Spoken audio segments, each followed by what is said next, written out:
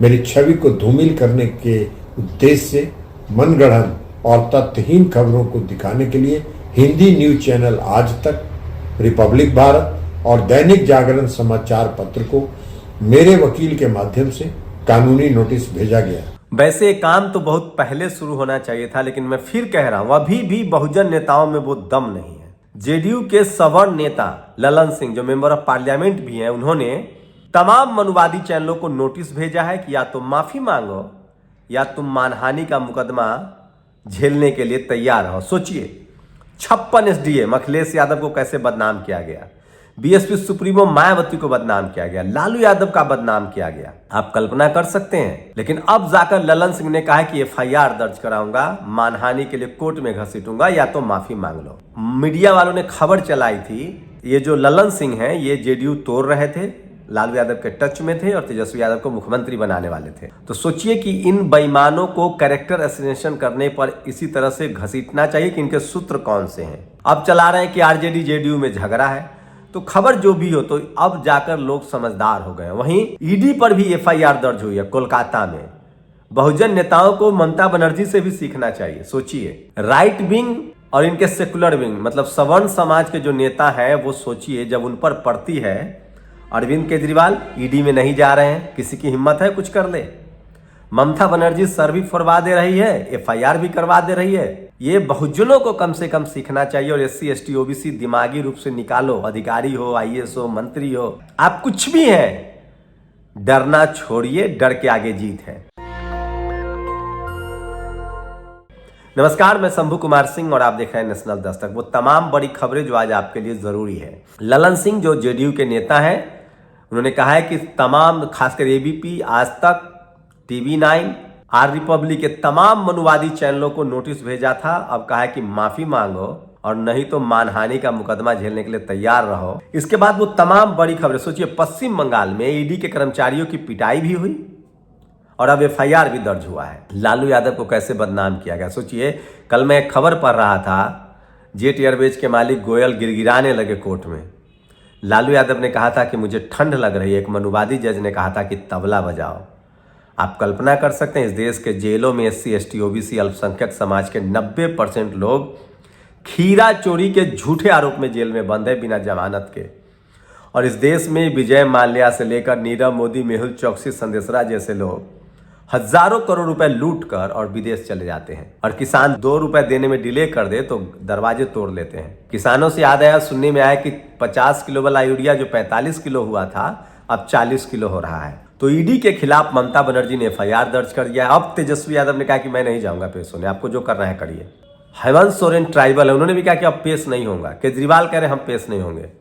और ममता बनर्जी तो सर भी फरवा रही हैं और एफआईआर भी दर्ज करें। तो सोचिए तमाम इंस्टीट्यूशन की क्या हालत हो गई है। इस देश में दलित, पिछड़े, आदिवासी, अल्पसंख्यक समाज के अलावा, किसानों के अलावा और कोई संविधान और कानून नहीं मानता है।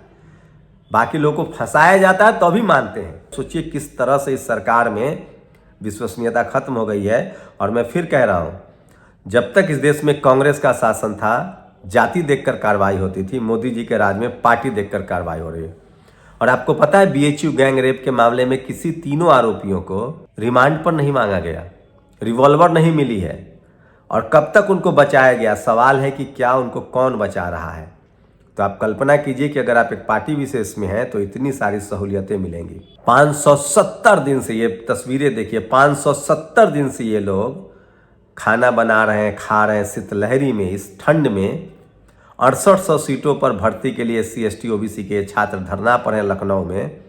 लेकिन क्या मजाल है कि कोई सरकार इनके बारे में बोल दे। लेकिन ये लोग बदकिस्मत है कि इनकी पॉलिटिकल लीडरशिप की भी लगातार चुप्पी है और वहाँ से भी कोई आवाज़ नहीं उठ रही है।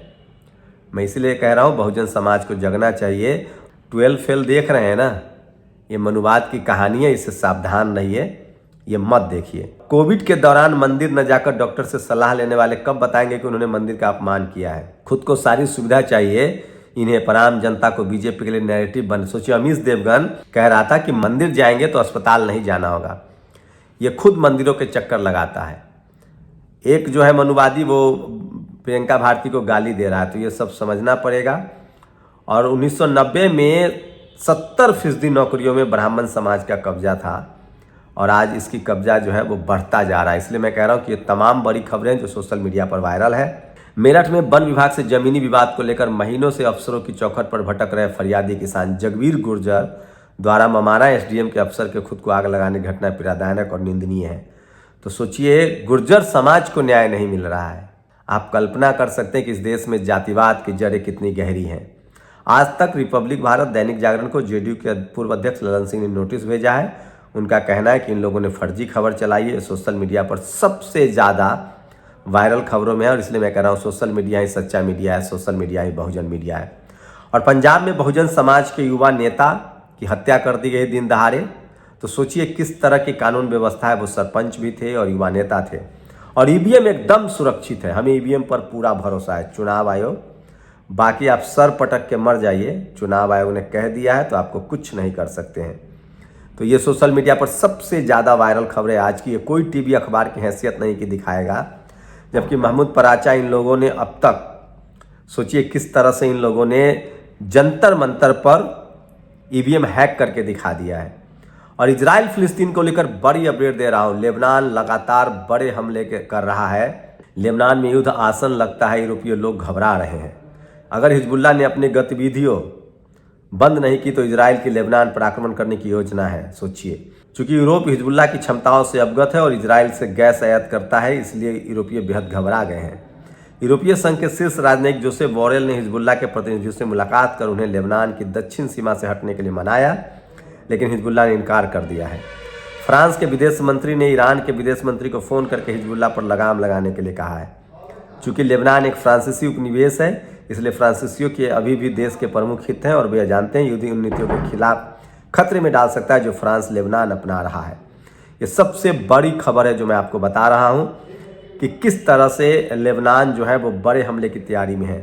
लेबनान से हिजबुल्लाह और हमास ने इजरायली सैन्य अड्डे पर 62 मिसाइलें दागे एक साथ। लेबनान में हमास के उप प्रमुख अल शेख साले अल अरौरी की शहादत पर पहली बड़ी प्रतिक्रिया। लेबनान इजराइल सीमा पर हालात खराब हैं। इजराइल की 94 यहूदी बस्तियों में सायरन बजाया गया। भयानक विस्फोट के धुएं उड़ रहे हैं। और सोचिए, तो ये सबसे बड़ी खबरें हैं जो सोशल मीडिया पर वायरल है और इसलिए मैं कह रहा हूँ कि सोशल मीडिया ही सच्चा मीडिया है, सोशल मीडिया ही बहुजन मीडिया है। तो ये तमाम बड़ी खबरें थी जो मैं आपको बता रहा था और आज की इन तमाम खबरों पर आपकी क्या प्रतिक्रिया, और ये वीडियो सुनते जाइए। इसमें ललन सिंह ने कहा है, मेरी छवि को धूमिल करने के उद्देश्य से मनगढ़ंत और तथ्यहीन खबरों को दिखाने के लिए हिंदी न्यूज चैनल आज तक, रिपब्लिक भारत और दैनिक जागरण समाचार पत्र को मेरे वकील के माध्यम से कानूनी नोटिस भेजा गया। यदि न्यूज चैनल समाचार पत्र के पास तथ्यहीन, असत्य और मनगढ़ंत समाचार का कोई आधार और प्रमाण है तो उसे प्रदर्शित करें, अन्यथा प्रमुखता से झूठ और तथ्यहीन समाचार फैलाने के लिए क्षमा मांगे। ऐसा नहीं करने पर 15 दिनों के बाद मैं मानहानि का मुकदमा न्यायालय में दाखिल करूंगा। कि आपको माफ़ी मांगनी पड़ेगी और नहीं तो मानहानि का मुकदमा जड़ने के लिए तैयार रहिए। शुक्रिया। नेशनल दस्तक की आपसे गुजारिश है कि अगर इसको बचाना चाहते हैं तो नेशनल दस्तक को सब्सक्राइब करने के लिए रेड कलर के सब्सक्राइब बटन को दबाएं, फिर बेल आइकन की घंटी दबाएं। नेशनल दस्तक को बचाने के लिए बहुत जरूरी है कि हर खबर को शेयर करें, लाइक करें, कमेंट जरूर करें।